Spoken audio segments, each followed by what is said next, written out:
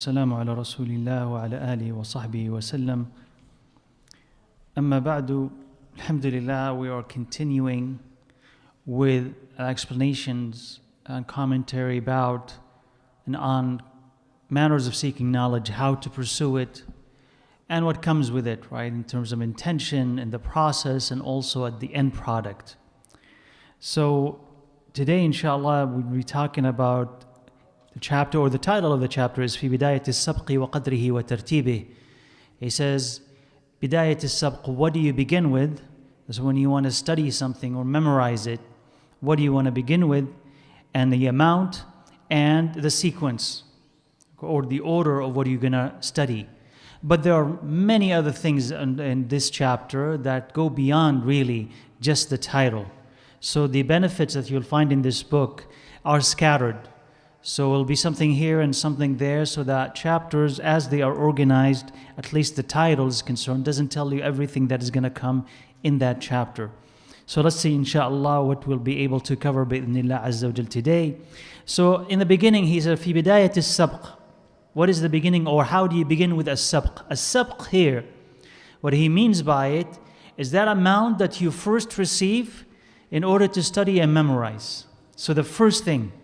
And that is why probably it is called as-sabq. Maybe this is a term that was in use or common during their time, as-sabq. In the dictionary, it doesn't refer to anything called as-sabq in relation to study and pursuit of knowledge in the dictionary.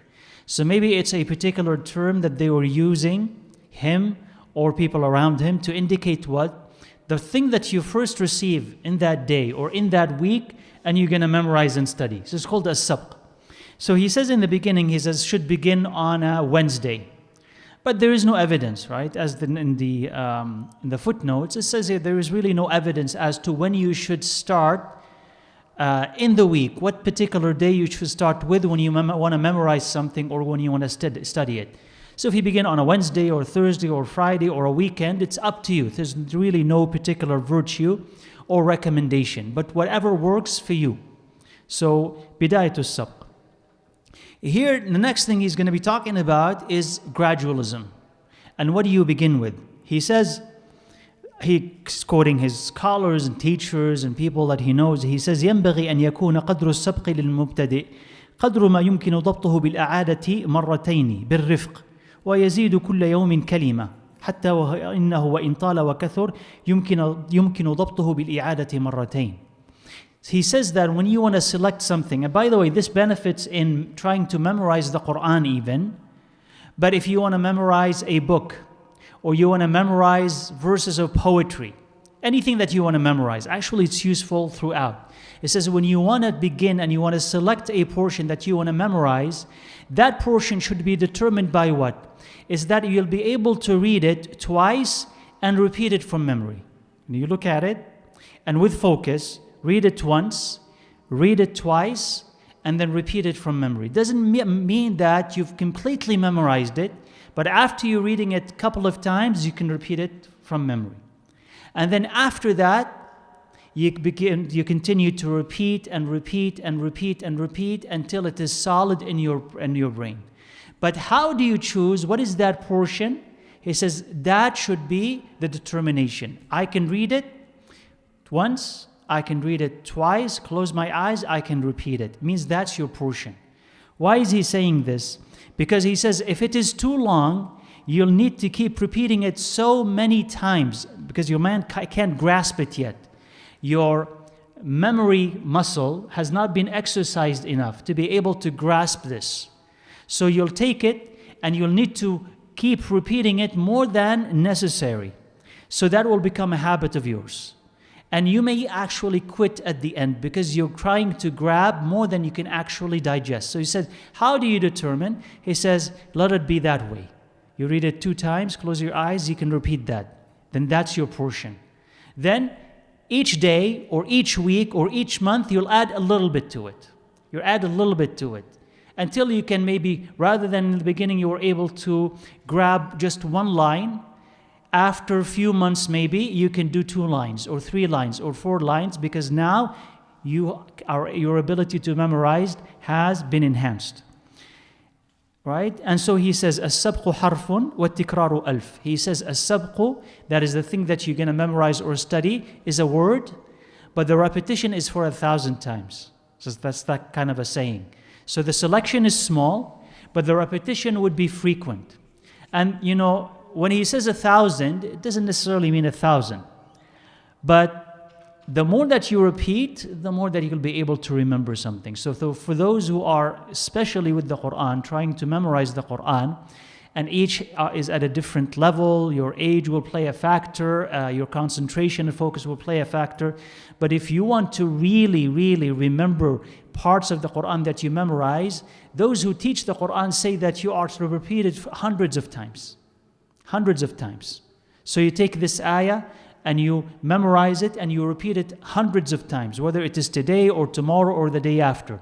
And the more that you repeat, the more solid it will be, etched in your heart, so you'll never, inshallah, forget it later. So it's only with repetition that you'll be able to remember something very well. So that's what he's talking about. He says, select something that is small and repeat frequently until you memorize it.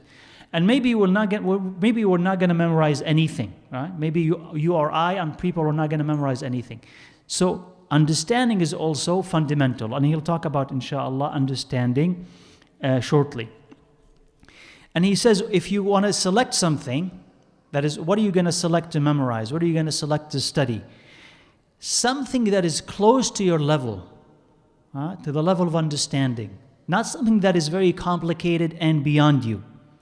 And he says this is what our scholars or mashayikh used to tell us. He says for the beginners, they used to select short, simplified texts for the beginner to study, because it is easier, okay, to your level of understanding and comprehension, and you can memorize it, or more likely to memorize it than anything that is complicated, and you will be less bored if you study it. And finally, it is more common. Everybody has it, okay? So this actually even works for selecting a book to read. Let's suppose, for instance, you want to select a book in Sirah, and this is your first book that you're going to read. Now you can say to yourself, and because you're full of enthusiasm and you aspire and you say, I want to know everything.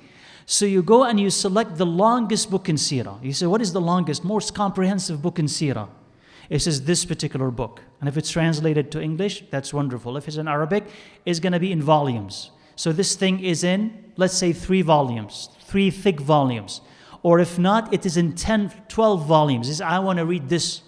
And that's the first exposure that you have to study of the Sirah. And you begin. What is likely to happen when you begin with the first volume? Will you finish it?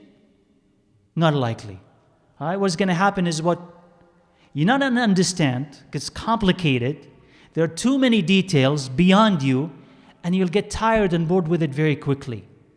Because what? It has taken a very long time, and they haven't even gone beyond maybe the pre-revelation period, or even the Jahiliyyah period, and you still haven't even gotten to the birth of Rasulullah ﷺ, and they're still talking about other things, and you say, oh my God, I need to know all of this. Too much information, overwhelming. You say, that's not for me. So if you want to select a book, and that's your introduction into a discipline, you're not going to begin with the most complicated and difficult one. It begins with something that is easy to understand, close to your level, common, especially if it's common in your area. You can go and ask people, what does this mean? What does that mean? And it's more likely that you're going to finish it quickly. So now you have a general comprehension and understanding of the life of Rasulullah ﷺ from beginning to end. Now if you want to move on, you can move on to something more complex, more detailed, but after you have read, after you have understood, and preferably after you have mastered the first book. So selection, what you begin with, matters significantly, right? And he says, وَيَنْبَغِي أَنْ يُعَلِّقَ عَلَى السَّبْقِ وَالضَّبْطِ بَعْدَ الْإِعَادَةِ. He says he's part of the process that he's recommending. He says if you're memorizing something, after you memorize it verbally, you start writing it down.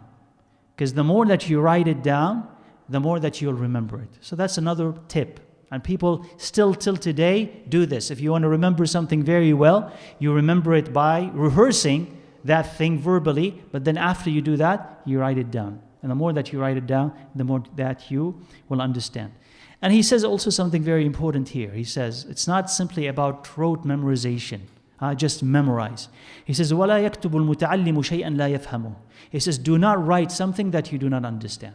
So if you're memorizing something, don't write and memorize what you do not understand, because this is a waste of time. And you will inherit from that a kind of dullness in mind.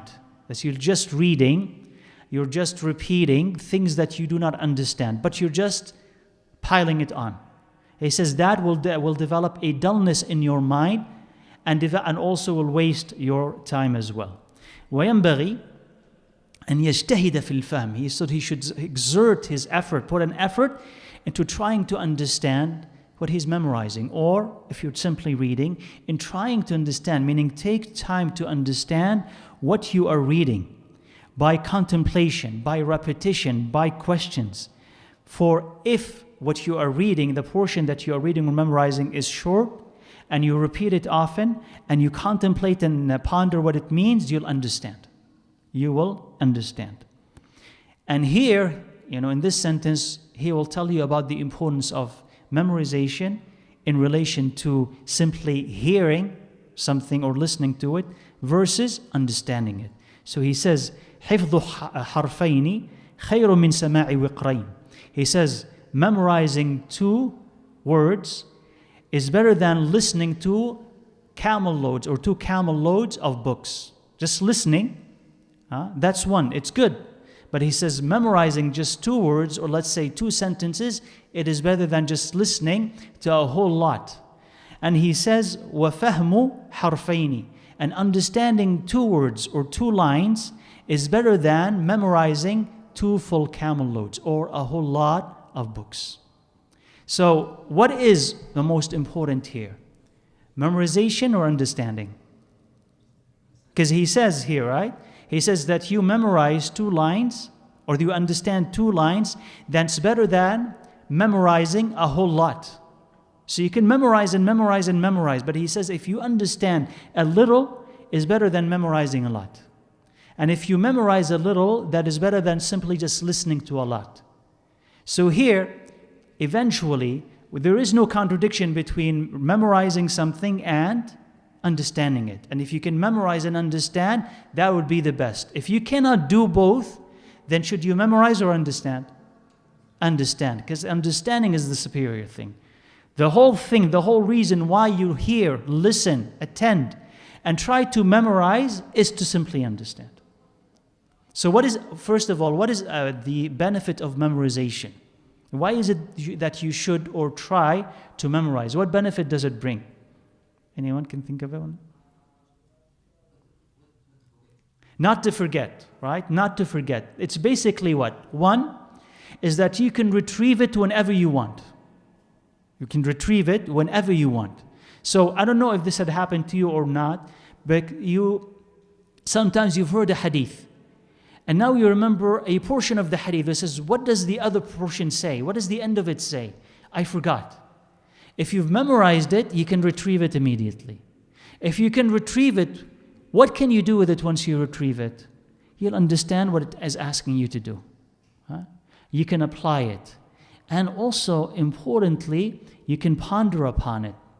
You don't have to have your book all the time with you. You'd be in your car, and you'd be driving somewhere or walking somewhere, and then that hadith is in your head.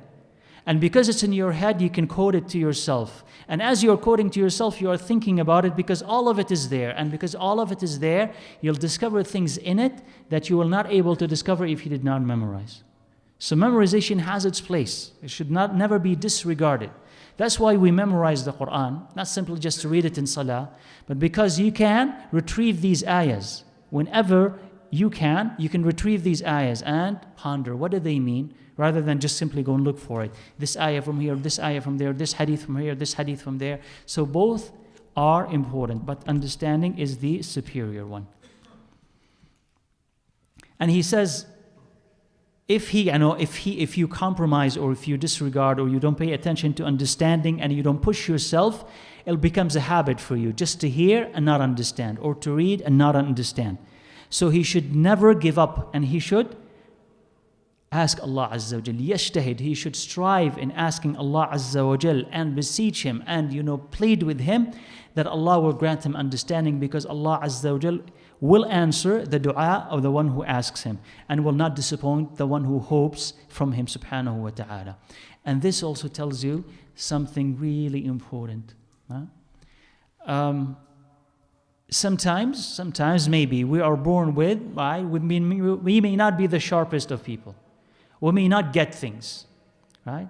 Or some areas may be beyond us. I just simply don't understand this. Whether it's a particular discipline in Islam or in any of the sciences, the pursuit of any of the sciences, simply I just don't understand it, or this particular problem I don't understand.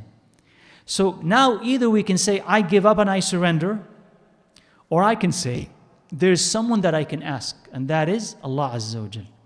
And if you keep asking Allah for understanding,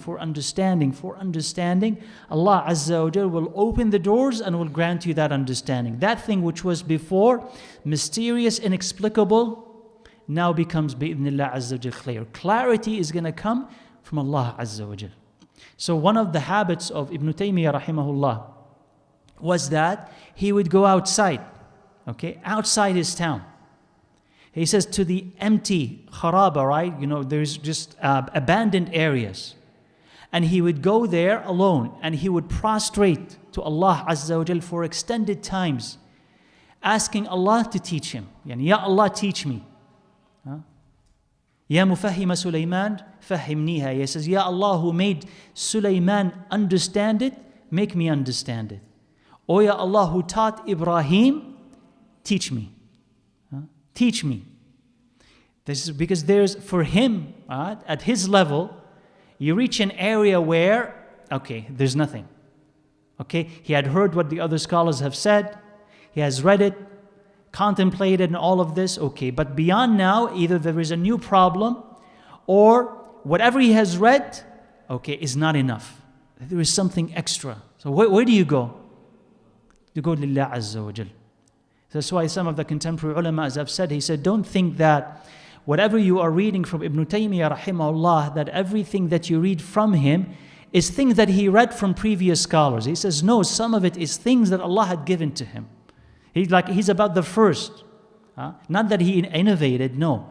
But like in trying to understand this problem and to address it or look for evidence for it, he says this is something that he went and asked Allah for, and Allah gave him that understanding. So it's not that he was quoting somebody else. So that could happen, to us on a smaller scale. I don't understand this thing, I don't understand this thing. You go and ask Allah Azza wa Jal. Of course, there are people that you can ask, but maybe some area is difficult. So you go and ask Allah Azza wa Jal for understanding, and Allah will grant you that understanding. And that works, as I said, for any pursuit of knowledge, whether you're university, college, you're specializing in anything, and you find it difficult, ask Allah Azza wa Jal for understanding. Now, so he says there are some verses of poetry here. Let's see, inshallah. So those verses are saying, he says, serve knowledge, the service of one who is benefiting from it, and continue to study it and memorize it, etc., etc. If you memorize something, keep repeating it. ثُمَّ عَلِّقْهُ, then write it down. And when it's firm and you will feel safe that it's not gonna run away from you, you really memorized it, add something new to it. And while also repeating the old and repeating the new together. The last two things that he says, إِن كَتَمْتَ الْعُلُومَ أُنْسِيتَ حَتَّى لَا تُرَى غَيْرَ جَاهِلٍ وَبَلِيدٍ. He says, if you withhold knowledge, right, you're gonna forget it. If you have something and you hold it back, maybe because you're stingy, you don't want to share it with other people, you want to keep it to yourself. He says, you are going to forget it until you will be seen as an ignorant fool. People will not recognize that you have anything because you had it, you didn't share it, you lost it. ثُمَّ أُلْجِمْتَ فِي الْقِيَامَةِ نَارًا. Then you'll be going to be punished on the day of judgment with hell and severe punishment because that knowledge that was needed, you held back. So this is a reminder about not withholding knowledge when it is needed. If you know something and somebody needs it, you let them know. If you're not sure, you don't share it. If somebody right next to you or around you is more knowledgeable than you, you don't have to advance and say, I know, let me say. No, stay back and let the more knowledgeable speak. But if you're in an area where you can speak the truth and you don't speak it, there might be, and people need it, and they continue in their ignorance because you withheld that information, it may be, right? A fact that you withheld knowledge and that you be responsible for it. Then he mentions something, rahimahullah, he says, and this happens with your companions, with your study mates. لا بد لطالب العلم من المذاكرة والمناظرة والمطارحة. He says, the student of knowledge, he must also do what? With his companions, mudhakara, meaning study together, review together, discuss together. When he says munadhara, he doesn't mean debate, but a conversation back and forth about, what do you think about this? What do you think about that? What's the evidence for this? What's the evidence against it? So that type of conversation enhances and sharpens your understanding of whatever you are studying. Because you study and you think you understood. But now if you sit with your study mate, and this applies again, I'm not going to keep reminding you, but any type of knowledge that you're taking it. Once you study it, once you read that chapter, when you think you had it, you sit and you discuss it in more depth. Oh, why is it this way and not that way? What's the evidence for this and what's the evidence against it? What if we adopt a different position? What would be the evidence for it? So that will enhance, because once you do this, you will go back to that material and you'll extract from it what you've already have memorized, and you'll use it. And if you use it, you'll remember it. So if you use it that in this dynamic, lively way, you'll remember it. Right? But this should happen, he says, بِالْإِنصَافِ وَالتَّأَنِّي وَالتَّأَمُّلِ. This should take place while being just. Insaf. Just. والتأني and patience, والتأمل and contemplation, ويتحرز عن الشغب والغضب, and you know, avoid picking fights or quarreling with people and anger.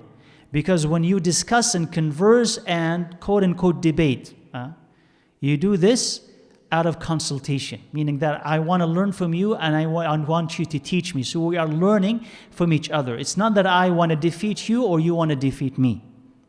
وَالْمُشَاوَرَةُ إِنَّمَا تَكُونُ لِاسْتِخْرَاجِ الصَّوَابِ, meaning when I'm sitting and talking about a matter, and this could work with us. Sometimes I hear something and you hear something. Did you hear that?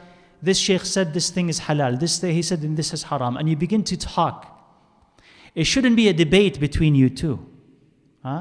It shouldn't be an argument between you two, but it should be, as he said, mudhakara. What did so-and-so say? What did the other person say? What did you hear about it? What did I hear about it? So that we're consulting with each other to do what? To reach the truth, to reach what Allah Azza wa Jal loves and whatever His Prophet Sallallahu Alaihi Wasallam loves. So it's not a matter of winning or losing, or my sheikh winning or your sheikh losing. It's not about this. It's about a consultation. And a consultation, when it takes place, it should happen with what? Insaf, meaning justice.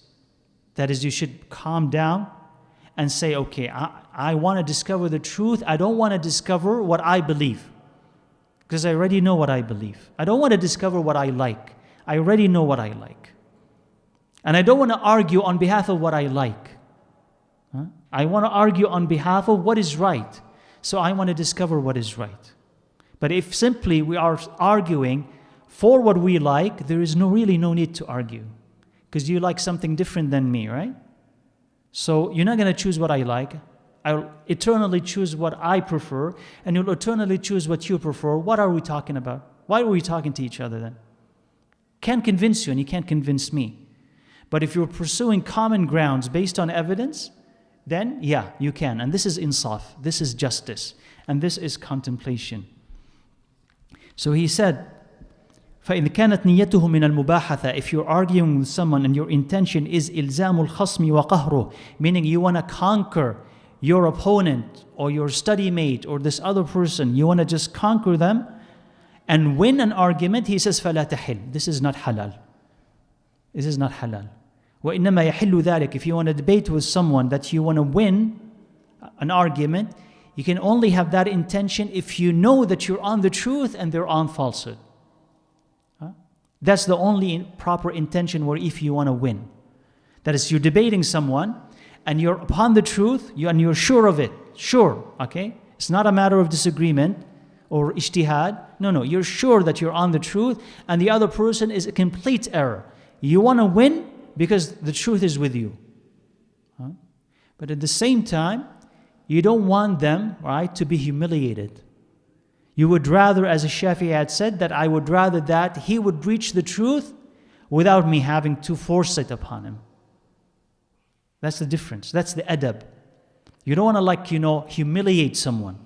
And sometimes it gets, in our arguments, by the way, this is every argument, even like domestic arguments. You think you're right, and the other person is wrong, and you keep arguing. And what's the purpose of that argument? I want to what? Win, and I want to prove that you are what? Completely wrong. Completely wrong, in complete error. But that intention of humiliating the other person, right? It's not going to go unnoticed on the other person. That you're trying to sort of put me down and humiliate me, and not leave me, a way to save face. They say, okay, it's wrong. No, you were wrong, and you knew that you were wrong, and you're always going to be wrong. Something like that, right? So you're not going to leave me a chance at least to apologize or save face. So the next time I'm going to have an argument with you, I'm not going to be generous if you did that to me, right? I'm not going to be generous because I remember, even if not consciously, subconsciously, I remember this is how you talk to me. So I'm going to also do the same, take out the same sort of argument and wave it against you, trying to also win an argument like this, and it will always be like that. But it shouldn't always be like this. You want to say or speak in a way that will convince the other person without you having to force the truth upon him. If they reach it on their own, then it's more likely that they will adhere to it and hold on to it. If they reach it because you force it upon them, they're not going to like it.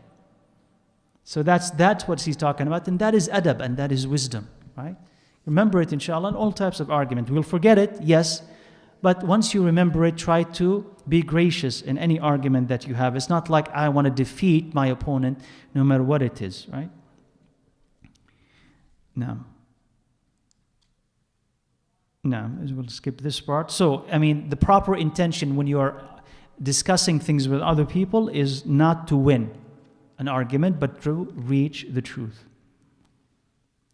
And he says, he's quoting somebody who says, Muhammad ibn Yahya, قال إذا توجه عليه الإشكال ولم يحضره الجواب. He says, Muhammad ibn Yahya, if he's in an argument back and forth with someone, and somebody presents an argument and he cannot refute it, he has no reply to it, يقول ما ألزمته لازم. He says, whatever you have compelled me to believe or to confess seems to be compelling. وأنا فيه ناظر. He says, and I will look into it. وفوق كل ذي عليم. And above every knowledgeable is a knowledgeable. And who is the knowledgeable above all knowledgeables? Allah Azza wa Jal. Right? وفوق كل ذي علم عليم. And that is a beautiful thing to remember. That is, among humans, on a human level, you know something. But there will always be someone, okay, who will know more than you. Or who will come to you, sometimes even younger than you. Sometimes may not know a whole lot than you, but in this particular thing, this small thing, he knows it. He remembered an ayah you forgot. He understood the hadith you did not understand right. Don't be, ashamed by it. That is nature. That is nature. That you're not going to know everything. There's your son, your daughter, sometimes they're going to come, your wife, your husband, sometimes they're going to come and tell you something that you did not do. Don't dismiss them. Acknowledge it. I did not know this. That's humility, and that will show them that you actually are a fair person. You are a fair person because you acknowledge, I did not know this. And people can tell. The one who's pretending to know everything and he doesn't, and the one who's actually humble enough to say, I know this, but I don't know that. So if they come to you with knowledge that you don't know, confess, I did not know this, jazakumullahu khairah for that. So there will always be someone who knows what you do not know. And if you accustom yourself to this, you're not going to be so embarrassed, so angry when somebody tells you that you were wrong about this. Because you expect that you're going to be what? Wrong. Sometime you are going to be wrong, right? What page am I on? Okay, inshallah.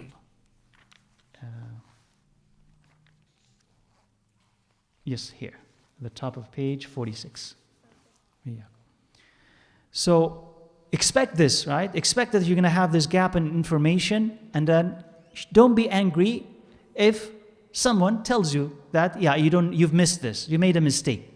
And then on top of all of that, Allah Azza wa Jalla is the one who possesses all knowledge. And no single human being, no matter how long you learn, and even if you specialize in an area, you're not going to know everything in it. And Allah Azza wa Jal is above us all, and He can grant an understanding to someone other than you, even in your area of specialization. So there is no need for arrogance, no matter how much you know. And if you don't know something, what do you say to it? لا أعلم, لا أعلم, لا أعلم. And it's famous. It's not mentioned here, but it's famous about Malik rahimahullah, where someone came to him from Morocco. Okay, either Al-Andalus or Morocco, someone, they're very far. And this is, of course, Allahu Alam, it took months, right? Months to travel to Malik in Medina, all the way from Al-Andalus, Spain, or Morocco, to go him. And he had a list of questions. And then he sat to ask Malik rahimahullah. And to about half of them, Malik said, لا أعلم, لا أعلم, I don't know, I don't know, I don't know, I don't know, right? About half of them. So the man said, okay, what do I go and tell people?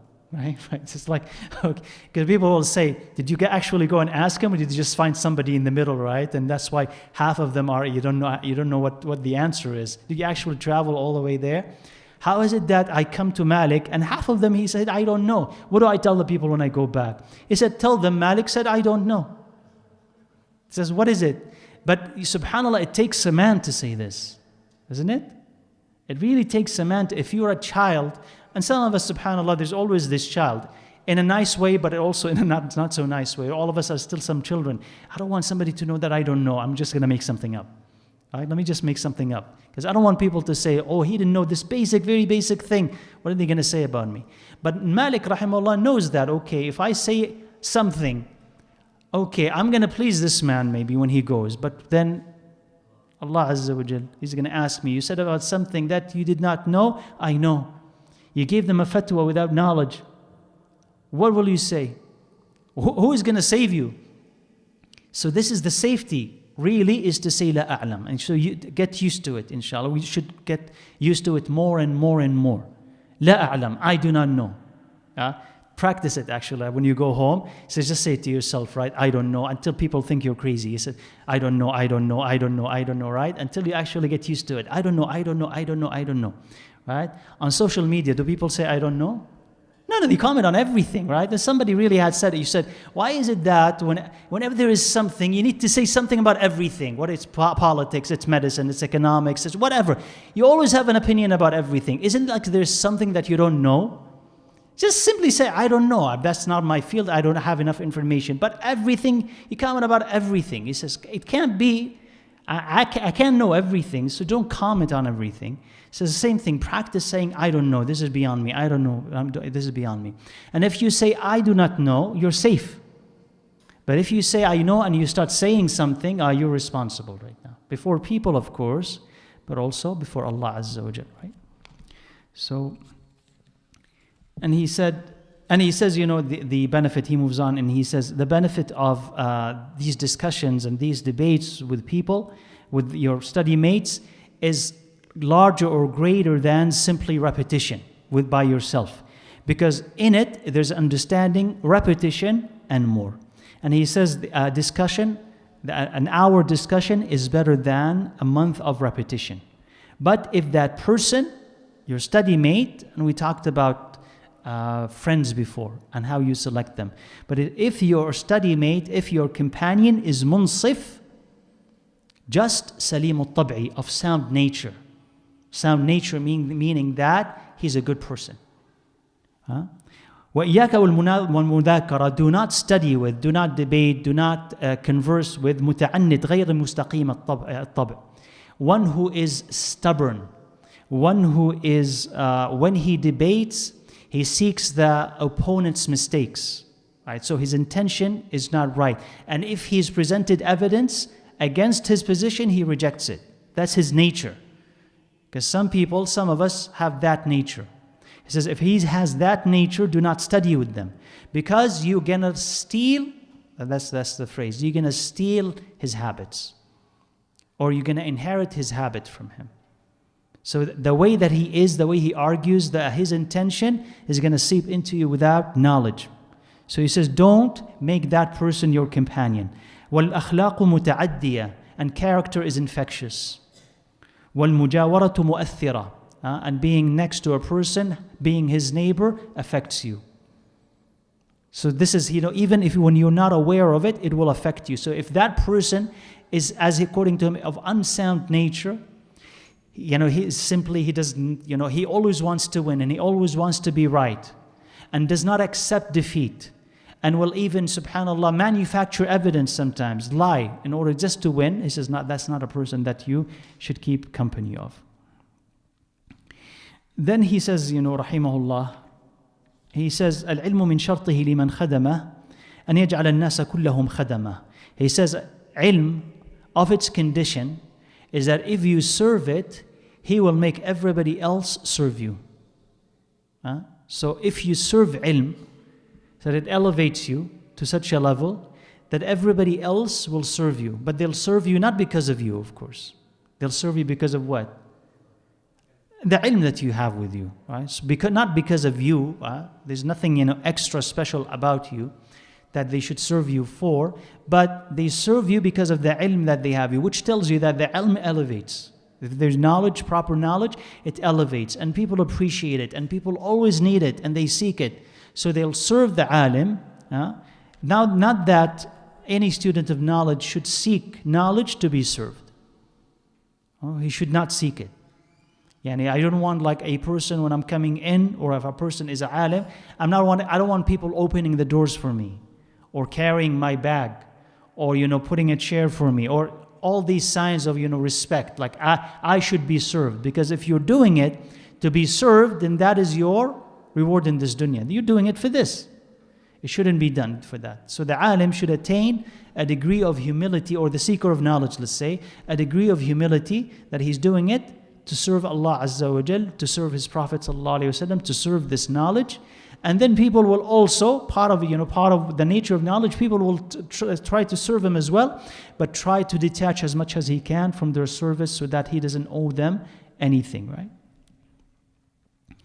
And then he says, وَيَنْبَغِي لِطَالِبِ الْعِلْمِ أَنْ يَكُونَ مُتَأَمِّلًا. He says the student of knowledge, or a student, let's say, he should be contemplative all the time in the subtleties of knowledge, and make this a habit, because you will attain and understand the subtleties by contemplation. He says the more that you contemplate, the more that you will understand. So meaning that if you're really serious about something, like if you're really studying it, once you study for an hour, once you study for 2 hours, later on as you're walking, as you're doing something else, you'll be thinking about what you read. It says think about it and keep thinking about it and keep contemplating it and trying to understand it on a deeper level. The more that you think, the more that you'll understand. Okay? And this should happen, he says, لَا بُدَّ مِنَ التَّأَمُّلِ. Contemplation is a necessity before you speak, so that whatever you say will end up being accurate. فَإِنَّ الْكَلَامَ كَالسَّهْمِ. Because speech is like an arrow.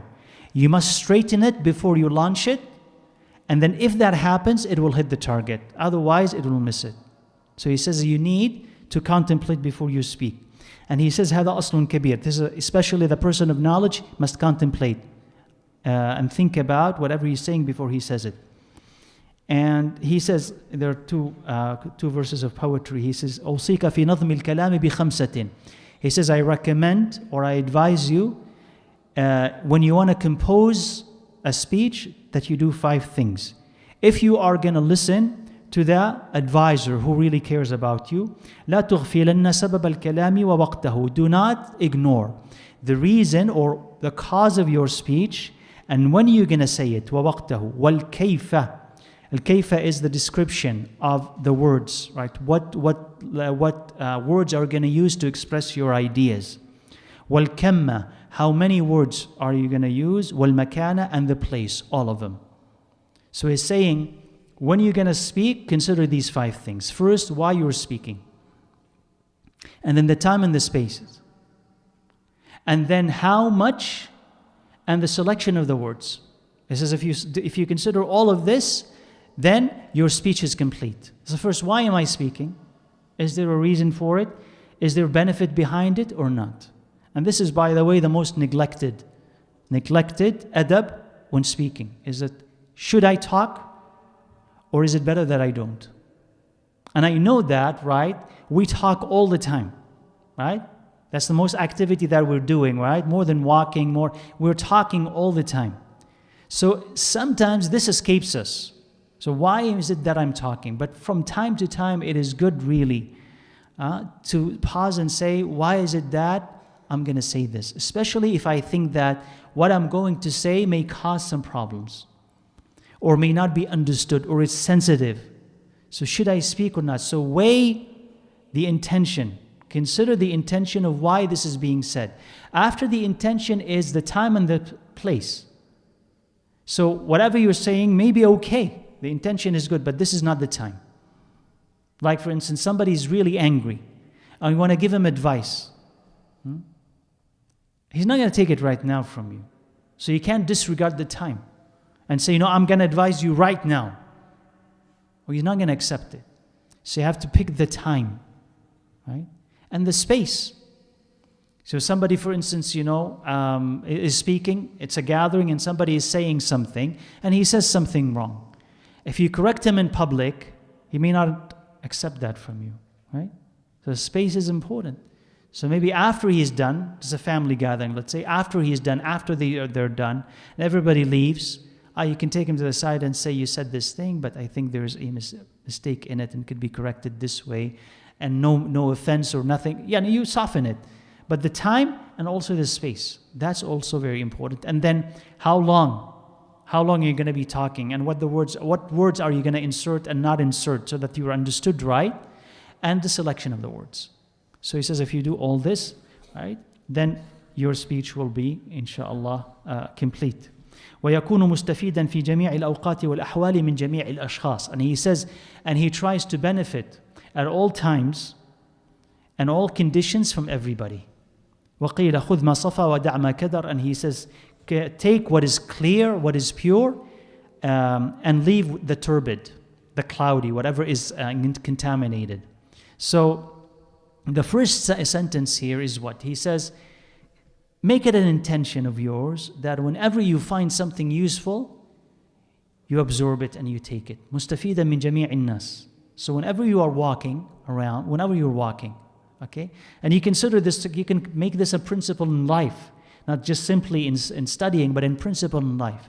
When you wake up till you go to bed, everybody that you meet will be able to teach you something. Everybody you'll meet, you'll be able to teach you something. Either in ways of how to act, or sometimes of not how to act. They'll remind you, this is how to behave. This is not how to behave. Or somebody will share a piece of wisdom with you. They don't even have to be Muslim. But they can share a piece of wisdom with you and you say, yes, it is right. It's in Islam. It is right. So you take it and you apply it and you absorb it and you spread it because it's beneficial. So whoever is able to benefit you, take that benefit. Don't restrict yourself. That's what he's saying, of course, right? And then he says also, خُذْ مَا صَفَى وَدَعْ مَا كَدَرَ. Take what is clear, what is pure, like if you're drinking water, let's say, okay? And this water is mixed, well, that's not a really good example. Okay, whatever. Like there's food on a table, and there's food in it, or a portion of that food, a plate or two, that's good food, that's delicious food, and the other is not. It says take what's good and leave the rest. So that applies to human beings as well.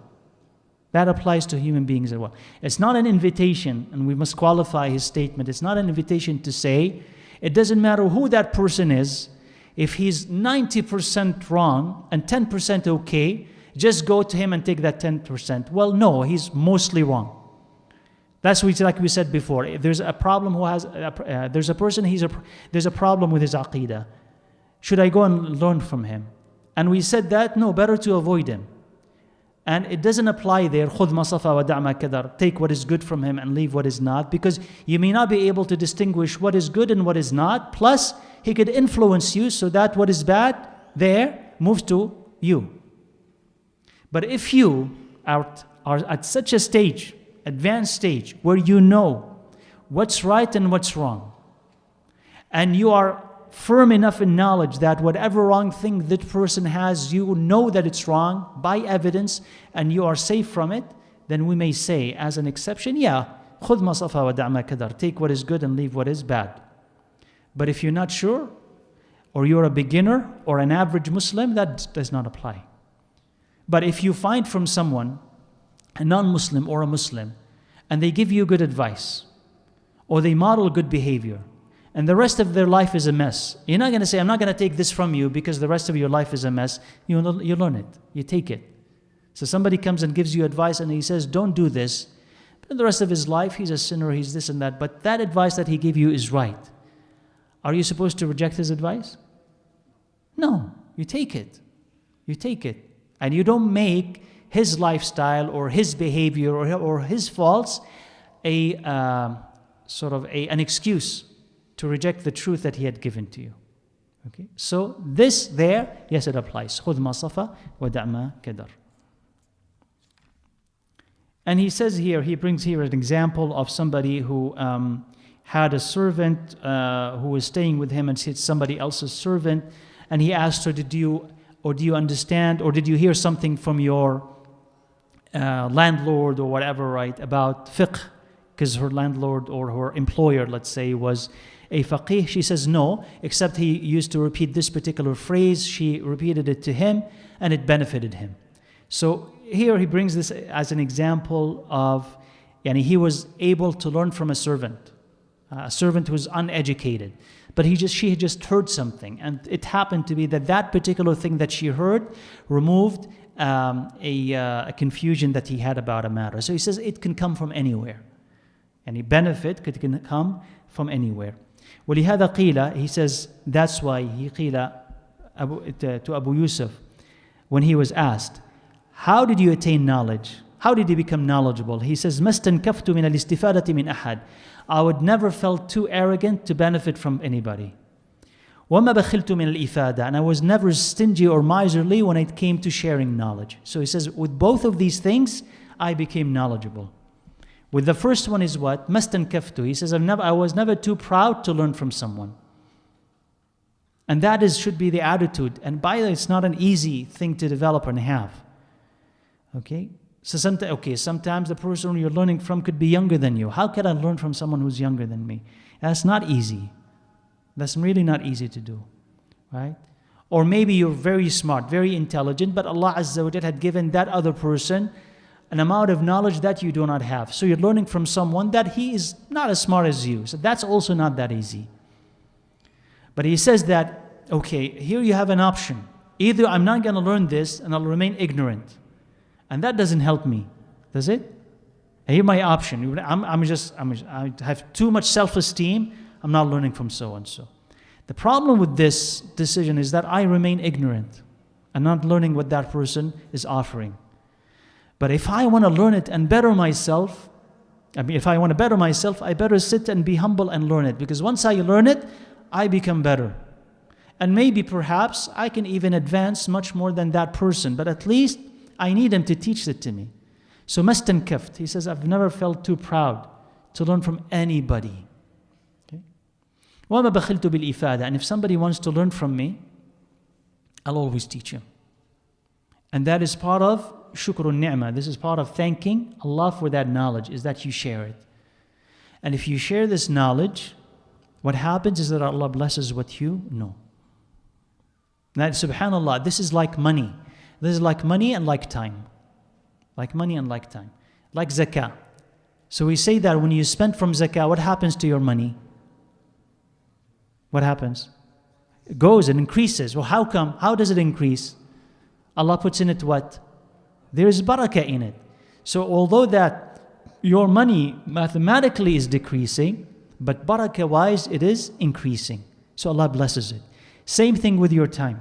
You say that if I go and pray, okay, in the masjid, if I go to the halaqah, if I go to Jum'ah, I'll have less time. I'll have less. Mathematically, that's true. isn't it? In reality, that's not true. Because there will be no barakah in the time. So you'll end up doing things that will hurt you, or your time will be wasted. So you're thinking, I'm going to save, if I don't go to Jum'ah, I'll save an hour or an hour and a half. So you don't go to Jum'ah.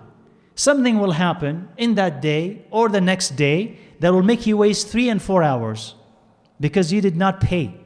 Yeah? That's the zakah of your time. So there's a zakah to your time.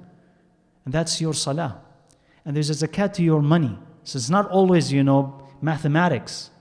And there's a zakah to your ilm. And the zakah of this ilm is that you share it. And this is something, if you have not experienced it, try it as you learn and you are sharing it. Because you'll find that the more that you speak, the more that Allah Azza wa Jalla will give you insights in some things that you did not have before. He says, what? This was hadith, I thought I knew this. There's something new in it now that you just discovered or read. Why? Because you were teaching it. So that's what Abu Yusuf rahimahullah said. This is how I became knowledgeable, by sharing it with people and also learning it from anybody. And Ibn Abbas famously was asked, how did you attain knowledge? قال بلسان سؤول وقلب عقول. He says, with an inquisitive tongue. This is how I gain knowledge. With an inquisitive tongue and a comprehending heart. That is, I asked a lot. So he went around and he would ask this Sahabi, that Sahabi, this person, that person. He kept asking and asking and asking, but not just simply asking. He asks and he understands. That's why وَقَلْبٍ عَقُولٍ, and comprehending heart. So I understood what they were telling me. So that is striving. This is striving to learn and striving to understand. And he says, وَإِنَّمَا سُمِّيَ طَالِبُ الْعِلْمِ مَا تَقُولُ. He says, the student of knowledge, and this is probably something that was common at his age, but although he quotes it, he says, فِي الزَّمَانِ الْأَوَّلِ, early on, but maybe at his age was still there, or maybe close to it. He says that they used to call the student of knowledge, or one common name for the student of knowledge is مَا تَقُولُ. مَا تَقُولُ. What do you say about this? That is because of how frequently the students of knowledge would come to their teachers and say, what do you say about this? What do you say about this? What do you say about this? They started calling the students, what do you say about? Right? What do you say about? So the what do you say abouts are coming. And what do you say abouts are leaving. So that's what they're calling them. So that's another nickname that they used to give them. And that's because they were asking a lot of questions, right? So typically it needs to be useful questions that they actually want to learn. And he says Abu Hanifa, he became a faqih بالمطارحة والمذاكرة في دكانه. He says by discussion and by these types of debates in his shop when he was a vendor. He was a garment merchant, Abu Hanifa. So while he was in his shop and he's selling and he's buying, and there will be students around him and they'll be talking about fiqh, back and forth, back and forth, back and forth. And he says this is how he sharpened his fiqh skills. The students and his, by these discussions. So while he was selling and buying, he was doing this. And said, by this you know that it's possible that you combine knowledge, understanding with earning money. Because this is what he used to do. He was earning money by selling in his shop, at the same time he was learning. Which tells you, subhanAllah, that it may not be an obstacle. And you have technology today, right, that may help you. Like for instance, if you're driving, right, back and forth, and it's a long commute, or you're doing the kind of job, right, where you can just put your headphones in. Well, you can just put a lecture, right, like a series of lectures, and you can be listening to an explanation of books as you're commuting. It may take you hours, or as you are working. So by the end of the week or the end of the month, you've finished a series of lectures on hadith, on fiqh, or this or that, whatever it is, or a podcast, but at least something that is useful. So by the end of it, I did actually learn a lot while I'm what? Working. Yeah? While I'm, commuting. So I did both. So he says you can combine. And who is going to give you this insight? Allah Azza wa Jal. When you ask him, Ya Allah, I want to learn this. How? And maybe then you'll hear somebody say something that will open the door for you and you'll be able to use your time a little bit better. And Allah Azza wa Jal gives it to you. But you should supposed to have an intention. So if you see sometimes that the door is closed, all the doors are closed, I can't do this, I can't do that, ask Allah to open the doors. It doesn't have to be, I have to be in the University of Medina or the University of Al Qura or the University of this just to learn. If you can, great. But if you can't, it's all or none, right? No. I can learn something, right? I can learn something right here. And it also doesn't mean that if I'm older, doesn't matter what my age, that it's done for me.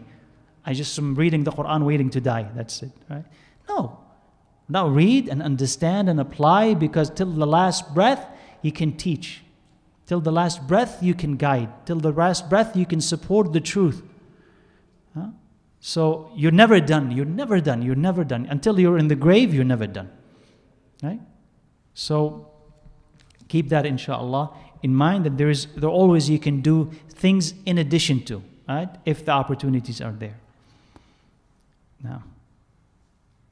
And he says, subhanallah, he says, وَلَيْسَ لِصَحِيحِ الْعَقْلِ وَالْبَدَنِ عُذْرٌ فِي تَرْكِ التَّعَلُّمِ وَالتَّفَقُّهِ فَإِنَّهُ لَا يَكُونُ أَفْقَرَ مِنْ أَبِي يُوسُفَ وَلَمْ يَمْنَعْهُ ذَلِكَ مِنَ التَّفَقُّهِ. He says, if you're of sound body and mind, you have no excuse to leave learning and fiqh. Meaning understanding Islam and learning Islam, you have no excuse to leave that. You're not going to be poorer than Abu Yusuf.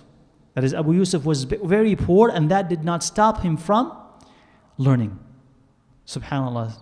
He says that if Allah Azza wa Jal had given you a sound mind, you can understand.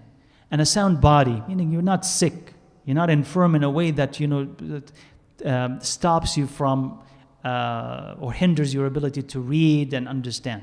Sound body, sound mind. He says, what's your excuse not to learn? There is no excuse. And he says, فَمَنْ كَانَ لَهُ مَالٌ كَثِيرٌ. Okay, so if you have a lot of money, then good money is a ni'mah for the good person. So if you're a good person and you have a lot of money, use it well, because that will be a ni'mah for you. And in seeking knowledge. And a scholar was asked, how did you become a scholar? He says, my father was rich, and he used to help other scholars and people of virtue. So he used to help them. And that enhanced, because he was thanking Allah Azza wa Jal for his ni'mah, for that ni'mah of money, by giving it to others. And he was respecting the scholars and helping them. That helped me become a scholar myself. So this was the work of his father, who wanted his son to be somebody. So he respected these scholars, and he gave money, and he assisted them. It's like just giving scholarships today. So he assisted them, and by that Allah Azza wa Jal blessed his son.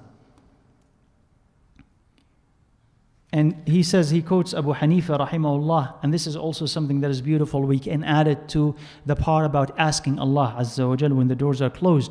He says, Abu Hanifa, he says, إِنَّمَا أَدْرَكْتُ الْعِلْمَ بِالْحَمْدِ وَالشُّكْرِ فَكُلَّمَا وَفَهِمْتُ ووفقت إلى فقه وحكمة قلت الحمد لله فازداد علمي. He says, I was able to attain knowledge by praising and thanking Allah Azza wa Jal. Whenever I understand something and I'm guided to a wisdom and insight, I'll say Alhamdulillah. So Allah increased my knowledge.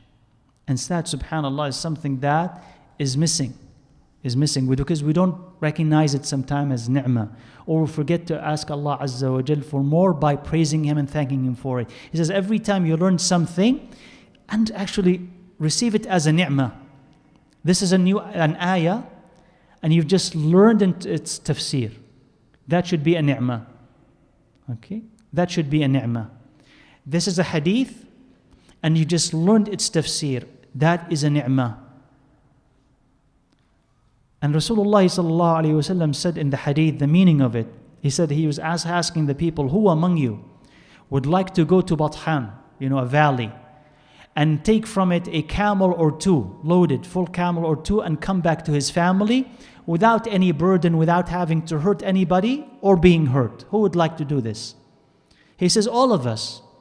He says, if any of you goes to Isha prayer and he learns an ayah or two, it is better for him than those two camels. So those are ni'mas or not, the camels? Ni'mah, right? That is, today, just translate it in a way that you'll understand it, you'll be able to relate to it. What is it? What is the thing that you want? A new car, let's say, for instance. So somebody say, okay, would you like to be able to go to this dealership. And when you go in, he'll hand you the keys and you just drive back. You don't have to pay anything and you don't owe him anything. Would you like that? I'd like that, right? Ya salam, right? That's wonderful to have this. So he says, isn't this a ni'mah? Oh yeah, that's a ni'mah. So Rasulullah sallallahu alayhi wa sallam is saying that you coming to the masjid for Isha and learning one ayah or two, and what they mean is better than that new car. So consider how he looked at ni'mah sallallahu alayhi wa sallam, that this is better than that thing. So everything new that you hear, you listen and you understand, consider it to be a ni'mah from Allah Azza wa Jal. And if you start saying Alhamdulillah, you'll appreciate it. Alhamdulillah, you'll appreciate it. You'll find how, as Abu Hanifa said, how the doors of knowledge also will start opening for you. Because now you appreciate something that Allah loves. And you acknowledge that it's a ni'mah, and then Allah keeps giving more of it to you, and more of it to you, and more of it to you. So, alhamd wa shukr lillah Azza wa Jal. And he says, وينبغي أن يشتغل بالشكر باللسان والجنان. He should continue to thank Allah Azza wa Jal by tongue, by heart, by body, and understand that understanding and comprehending something, realizing the wisdom in the Quran and in the Sunnah is from Allah Azza wa Jal. So he asks this hidayah from Allah and keeps asking Him to keep guiding him. And that also breeds humility in the heart of the student of knowledge or any seeker of knowledge. That is, if you're able to understand something, there is kind of a superiority that you feel because you understood something that others did not understand. Or if you feel that I understood it, but nobody here understood it. I just finished a book, nobody here finished it. I finished a course, nobody here finished it. So you begin to feel superior to everybody else because I have more than they do. But he's telling you that your understanding is not your own effort, is not a product of your own effort. Who gave it to you? Allah Azza wa Jal. And you did not give it to yourself. Just basically, first of all, just the ability to understand, and if you have more of it than other people, is simply a gift that Allah gave to you. Okay? You did not enhance it to yourself. It's just a gift that Allah had given to you. Also, having the peace of mind to be able to study something and understand it and finish it, that's also a gift from Allah Azza wa Jal to you. So don't take these gifts from Allah and think because of them you're better than other people. He says, no, you're always dependent on Allah to keep teaching you. And if Allah wants, He can erase your memory, right? That thing that you've learned, that all could be erased. Or Allah could raise other people above you, more worthy and more deserving. So think that whatever you learn is a gift, and if you want to learn more, you need to keep asking Allah to continue to keep giving you. And that you are under Allah's mercy. If He takes that gift away, you're not going to be able to learn, you're not going to be able to teach, you're not going to be able to understand anything. There can be a block between you and understanding. So the more that you learn, the more that you should be humble. And if you find that you're learning things that are making you arrogant, then you're, as we said before, you either are learning the wrong thing or you are learning it the wrong way. Either you are learning the wrong thing. You're not supposed to be learning this at this moment. Or you're learning it the wrong way. You're taking something but forgetting other things that should come with it. So with fiqh, let's say, with usul al-hadith or mustalah al-hadith, or with the basis of aqidah, you should always understand and study with them adab and al-raqa'iq, softness of the heart. To keep your heart soft and you keep your character fresh. So you need to learn both at the same time. And if you find that your character is going down and your heart is getting hard, then you need to stop and go and study both of those two disciplines, because something is missing from your personality and from your knowledge. Because the more that you know, you're supposed to actually become more humble, not more arrogant, because that defeats the entire purpose of learning. So he says, rahimahullah, he says, and this is, maybe we'll make this the last, inshaAllah, and we'll stop. He says, فَأَهْلُ الْحَقِّ, he says, the people of truth, the people of Ahlul Sunnah wal Jama'ah, they sought the truth, and they went after the truth from Allah Azza wa Jal. So Allah, because of it, He guided them and protected them from error. But the people of error, the people of misguidance, they admired their own opinions and their own minds. And they sought, yani went after the truth from other human beings. They desired it from other human beings. And they desired it from their own minds. And the mind is or has its limits. It cannot comprehend everything, just like your sight cannot see everything. So because of their reliance on their minds and other people, they were obstructed from reaching the truth. So they were misguided and they misguided others. So here he was pointing to a fundamental difference between the people of truth and the people of falsehood. The people of truth understand their limitations. And the people of truth understand that really their guidance is from Allah Azza wa Jal. So they always depend on Allah and ask for Him to guide them. So because they trusted Him, relied upon Him, Allah continues to guide them and protect them from error. So before they want to say something, before they want to write, before they want to conclude something, they will pray istikhara. They'll ask Allah Azza wa Jal, guide me, is this right or is this wrong? And as they say it and after they say it, they're paying attention to, what if I'm wrong? And if they find that they are wrong, they'll correct it. So they're not attached to their own selves and they're not attached to what they said. They're attached to Allah Azza wa Jal. And they're always looking for what is the truth, knowing that I may miss it. Right? I may miss it. But Allah Azza wa Jal never misses it. So I keep asking Allah to guide me. And once I discover that I made a mistake, I'll go back and say I made a mistake. But the people of falsehood is saying that to the contrary, they don't trust Allah Azza wa Jal. They're not asking for guidance from Him, not from the sources, the Quran and the Sunnah. They don't do that. They go to external sources, different sources. They go to philosophy. They go to other sources. And also, they rely on their own minds. And they believe that their minds can teach them everything and can understand everything. And that happens till today. And he says, your mind is limited, right? And what's the example he gave? Your mind is limited like what? Your eyes. So your eyes are unable to see everything. And even sometimes when it sees something, it turns out that it was a mistake, right? I thought it was you over there, right? No, oh no, it wasn't you. Somebody who looked like you, but it wasn't you. So your eyes can make a mistake. And so like that, your mind can make a mistake. So you cannot trust your eyes completely, meaning 100% in everything that you see, but you need your mind also to calibrate, to judge, to temper whatever you see and correct it. So you need your mind. You see, you do that sometimes. You look at something and you say, no, this can't be true, right? This can't be true. It is your mind informing your eyes that what you're saying is inaccurate.